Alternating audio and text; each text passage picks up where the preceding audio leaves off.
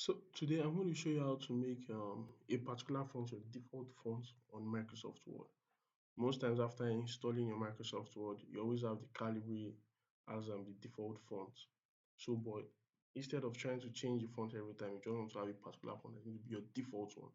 So what you have to do is click on this arrow here at this font, this arrow right here.